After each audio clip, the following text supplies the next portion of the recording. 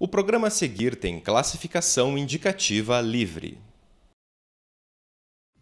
Marco Civil da Internet entra em vigor, o que muda com a lei que regulamenta o espaço virtual. Hospital de Clínicas retoma as atividades do banco de ossos. Quedas são um problema para idosos. Conheça medidas simples que podem evitar que eles se machuquem. Equipe de atletismo da UFPR treina firme em busca de bons resultados. O Festival de Inverno da UFPR está chegando. Confira algumas das atrações. O UFPR Notícias está no ar.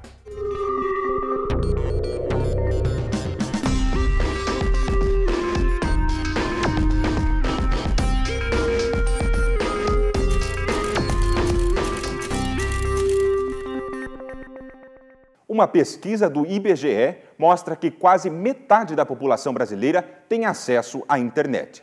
A partir de agora, essas 83 milhões de pessoas terão uma lei específica para regulamentar a utilização do espaço virtual. O Marco Civil da Internet entrou em vigor nesta semana. O Marco Civil da Internet, que funciona como uma constituição para o uso da rede, tramitou por 5 anos até ser aprovado. A Presidência da República sancionou a lei no dia 22 de abril desse ano, com prazo de 60 dias para entrar em vigor. Começou a valer essa semana. O projeto de lei do Marco Civil da Internet foi lançado pela Secretaria de Assuntos Legislativos do Ministério da Justiça em outubro de 2009. A ideia surgiu de um artigo publicado na própria internet e um dos principais pilares é a neutralidade. Fala-se que a internet é neutra no sentido de que não é possível ao provedor de conexão previamente estabelecer por que caminhos o usuário pode seguir. O professor aponta em que contexto surgiu o Marco Civil. Ele surge de uma angústia política e da sociedade, de uma percepção equivocada de que a internet seria uma terra de ninguém, em que tudo poderia ser feito, em que nada poderia ser punido e que, portanto, se exigiria um marco legislativo. Para o professor, o marco faz uma aposta na liberdade de expressão em um espaço que, segundo o perito em cybercrimes, é difícil de controlar. Como a internet ela é muito volátil, muito rápida, então um mês que passa na internet passa-se um ano fisicamente para a gente. Essa comparação. Lá está a prova e minuto depois a prova não está mais. Mas a pergunta é, o que realmente muda com a nova regulamentação? Esse caminho de proteção do usuário, bem ou mal, ele está definido. E quem responde e como responde. Essa me parece que é uma diferença substancial dessa legislação. O primeiro passo foi dado.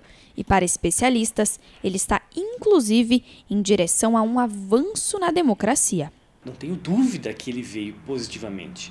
A pergunta é, ele vai sanar todos os nossos problemas? Não, não vai sanar. Mas nós já iniciamos, a gente entrou agora numa legislação mais focada em leis de crimes cibernéticos. Isso é um grande avanço ao nosso país, sem dúvida alguma. Uma pesquisa realizada com mais de 6 mil universitários identificou que quase 77% desses estudantes têm como maior objetivo a independência profissional. A informação é do Instituto Endeavor. Para os estudantes que se encaixam nessa estatística, a UFPR oferece neste ano uma oportunidade. O curso Bota para Fazer foi pensado para aqueles que querem empreender.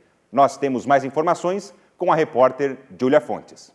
Os alunos da UFPR que querem abrir o próprio negócio estão prestes a receber uma força da universidade. A oportunidade vem de uma parceria com o Sebrae e com o Instituto Endeavor, que oferece o curso Bota para Fazer. Quase 20 professores e funcionários já foram capacitados para oferecer os 3 meses de curso. O Bota para Fazer vai contar com 60 horas de atividades à distância e 30 horas de atividades presenciais. A previsão é de que o curso comece em agosto e a ideia é de que 2.000 alunos de graduação e pós-graduação possam participar sem pagar nada. Se você se interessou, fique atento, pois as inscrições começam agora no mês de julho. Para mais informações, entre em contato com a Agência de Inovação da UFPR pelo e-mail que aparece na sua tela. Júlia Fontes para o UFPR Notícias. A Organização das Nações Unidas realiza todos os anos o programa Jovens Profissionais, que busca novos talentos por meio de concurso. Em 2014, o programa é voltado para profissionais das áreas de economia, direitos humanos, tecnologia da informação, fotografia, assuntos políticos e produção de rádio. Para participar, é preciso ter menos de 32 anos até o final deste ano, ser formado em curso superior e falar inglês ou francês fluentemente. A prova acontece só em dezembro, mas as inscrições já estão abertas. No site que aparece na tela, você encontra mais informações e pode se inscrever. O prazo vai até dia 26 de agosto. Você sabia que Curitiba tem um banco de ossos? Ele fica no Hospital de Clínicas e é considerado uma das grandes referências no país. O banco teve as atividades suspensas, mas recentemente voltou a funcionar.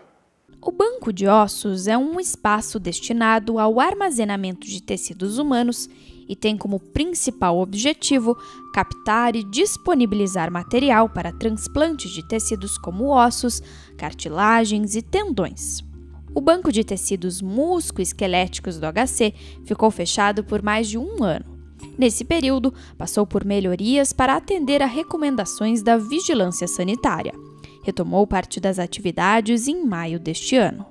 Após um período de 1 ano e meio aproximadamente que teve fechado, com auxílio da Procuradoria Pública Federal, mais a Secretaria Estadual de Saúde e Municipal de Saúde, nós temos autorização para distribuir tecidos ósseos.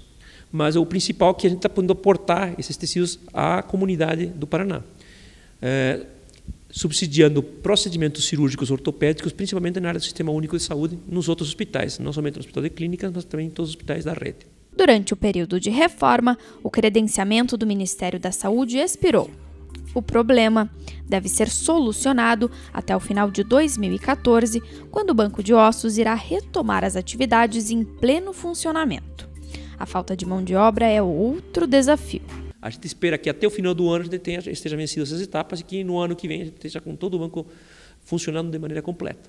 Por conta disso, apenas a distribuição do estoque que já estava armazenado vem sendo feita. As doações ainda não podem ser recebidas pelo banco, situação que deve ser normalizada nos próximos meses.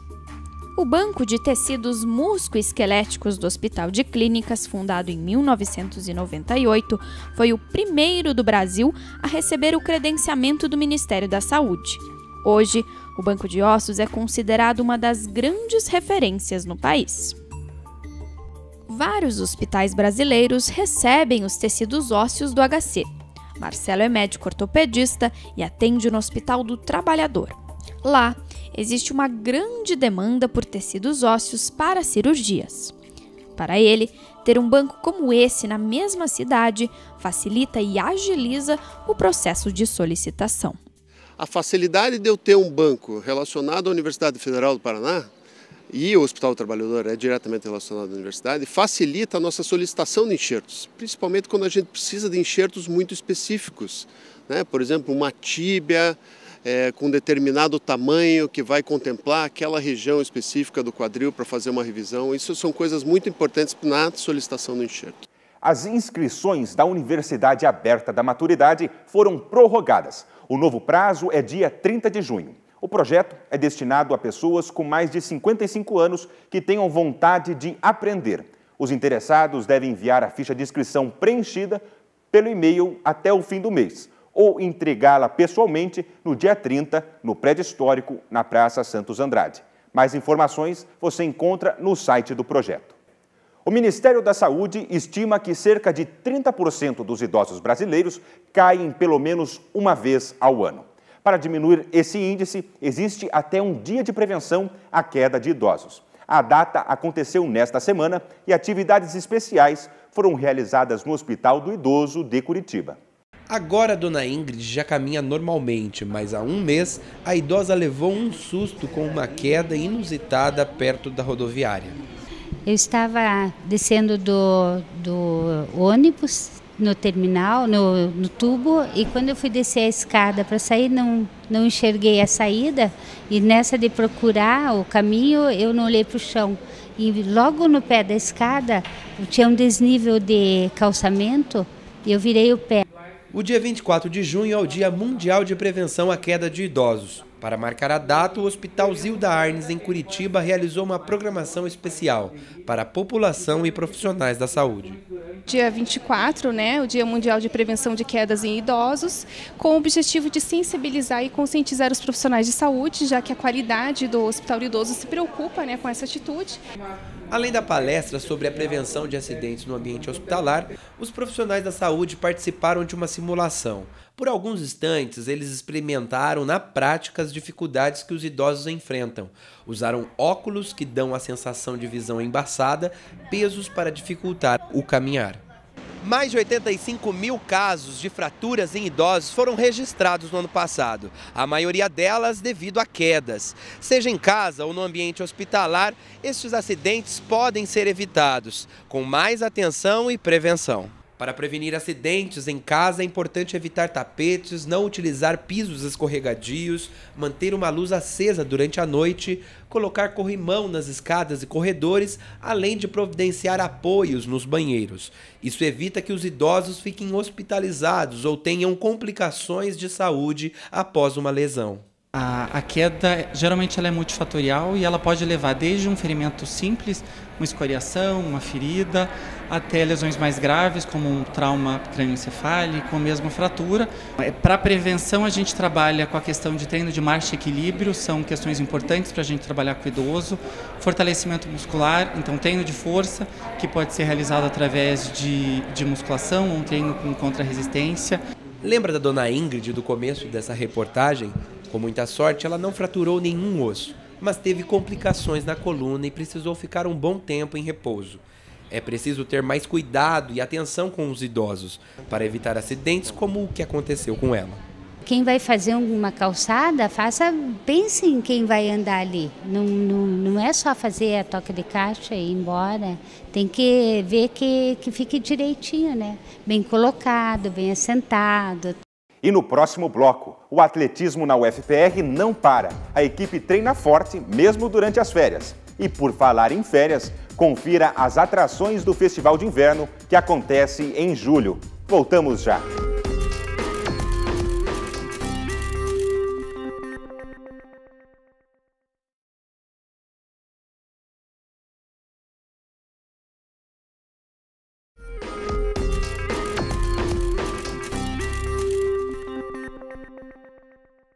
Férias da universidade, friozinho dessa época do ano. Uma boa combinação para ficar em casa, não é mesmo? Que nada. Para os atletas da UFPR, todo dia é dia de treinamento.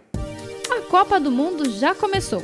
E ao mesmo tempo, muitos estudantes já estão em férias. Menos a equipe de atletismo da UFPR, que está a todo vapor. Logo pela manhã, os atletas iniciam os aquecimentos e partem para a corrida. A partir daí, o que se vê é uma mistura de força de vontade e determinação. Agora nas férias nós estamos treinando direto, nem todos os atletas podem vir todos os dias, mas aí a gente deixa os atletas que moram muito longe, ou que não podem vir todo dia, eles podem fazer então treinamento de força, musculação perto da casa deles e tal, mas de preferência eles vêm aqui pelo menos 2 vezes por semana. Tem os atletas que vêm todos os dias, sim, agora nas férias, e a gente vai continuar treinando as férias todas até a volta às aulas, e a gente não tem como parar agora, que senão as competições não rendem. A equipe conta com cerca de 25 atletas, mas nas férias esse número cai para apenas 10 e alguns deles estão treinando para competições estaduais e nacionais. No início do mês, o grupo participou de uma competição no estado de São Paulo e conquistou ótimos resultados. Então nós agora estamos nos preparando para a 4ª etapa, que é em agosto, e logo em seguida será o Universitário Paranaense em setembro. Então nós estamos nos preparando bem para essas 2 competições principalmente. Franciele faz parte da equipe. Treinando há mais de 10 meses, a atleta garantiu o 2º lugar nos 400 metros rasos. Agora, a jovem está mais confiante e espera melhores resultados nas próximas competições. Eu espero cada vez mais abaixar meu tempo, conseguir ganhar as provas que eu estou treinando, e descobrir mais também qual prova que eu vou me dar melhor, porque ainda estou meio que nessa transição, fazendo umas adaptações e tal, mas eu pretendo, pelo menos chegar até o Troféu Brasil, assim. Enquanto as aulas não voltam, o pensamento é o mesmo entre todos do grupo. Esse ano já foi a segunda competição que eu fiz e eu pretendo evoluir, treinar todo dia para conseguir índice e treinando. E tem alguns atletas com um foco mais determinado que querem participar do universitário, querem conseguir o índice para o brasileiro, participar em competições nacionais, né? Então nós estamos treinando para isso. E para quem se interessa pelo esporte e gostaria de praticá-lo, basta procurar a equipe de atletismo da UFPR. O contato pode ser feito pela página do grupo no Facebook. Estão abertas as inscrições de trabalhos para o 32º Seminário de Extensão Universitária da região sul do Brasil. A UFPR, a UTFPR e a Unespar organizam um encontro que vai ser realizado em Curitiba. A repórter Eleonora Mendonça tem mais informações. O evento acontece entre os dias 10 e 12 de setembro e é voltado para coordenadores de programas e projetos de extensão registrados na Pró-Reitoria de Extensão e Cultura da UFPR. 21 trabalhos entre apresentações orais e culturais, além de mini-cursos e oficinas, serão selecionados para representar a universidade. Cada modalidade tem uma formatação específica. Para mais informações, acesse o site da ProEC. Eleonora Mendonça para o UFPR Notícias. O doutorado em Física da UFPR está com inscrições abertas até o dia 10 de julho. São 10 vagas ofertadas para o segundo semestre deste ano. O curso recebeu conceito 6, de uma escala até 7, na última avaliação da CAPES, e é destinado a pesquisadores das áreas de ciências exatas ou da engenharia. As inscrições e o edital do processo de seleção estão no site do Departamento de Física. O escritor Afonso Romano de Santana é reconhecido como um dos mais importantes poetas brasileiros da atualidade.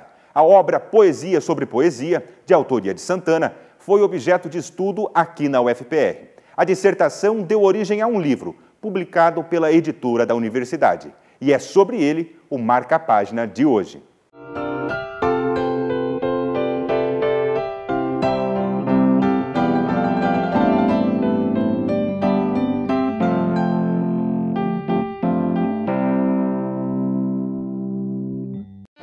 Um dos maiores poetas do país às vezes pode passar despercebido. Essa é a opinião de Rodney Caetano a respeito de Afonso de Santana, seu objeto de estudo. Poesia e Paratexto analisa outro livro, Poesia sobre Poesia, de Afonso de Santana. Desde os anos 60, Santana teve a participação ativa nos movimentos que transformaram a poesia brasileira. Poeta que tem larga experiência na vida literária do país, participou ativamente de movimentos relacionados à vanguarda brasileira, foi presidente da Biblioteca Nacional, enfim, é um escritor, um sujeito intelectual de muito prestígio que até hoje continua dando sua contribuição ao país. O livro é um produto da dissertação de mestrado de Rodney. O jornalista e professor dividiu Poesia e Paratexto em 3 partes. A primeira, de uma certa maneira, explica o subtítulo do livro, A Descida de Santana aos Infernos da Modernidade.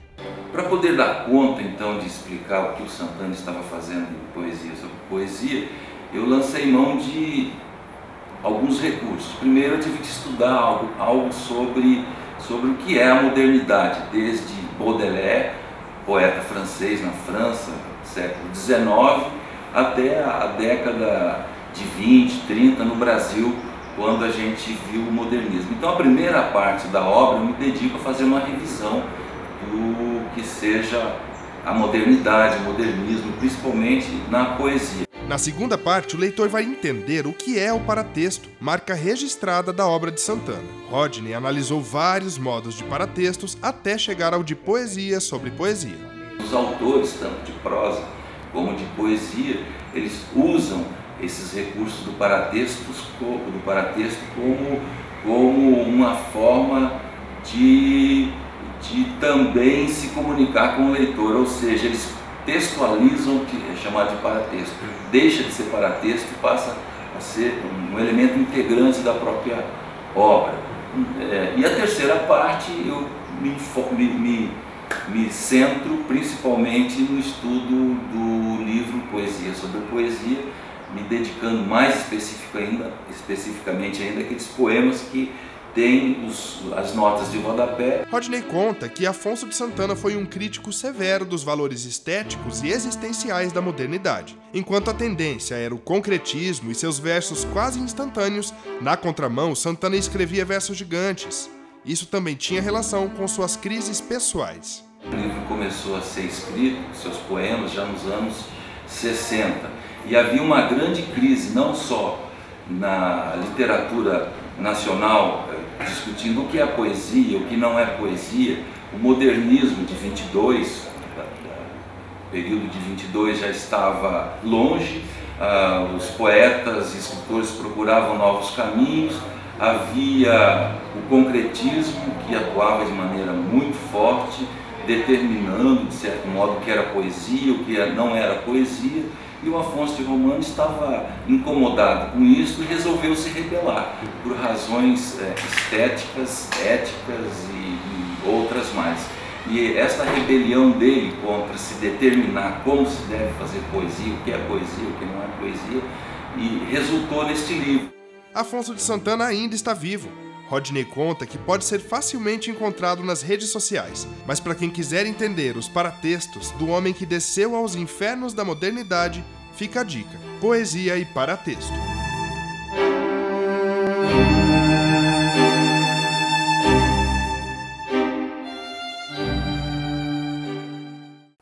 Este e outros livros do catálogo da editora UFPR podem ser comprados online, no site que aparece na tela. As obras também estão disponíveis nas livrarias da editora UFPR, que ficam nos campi Reitoria e Politécnico.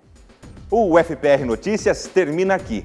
Para rever as reportagens de hoje ou de programas anteriores, acesse o nosso site e as redes sociais. Nos vemos na semana que vem.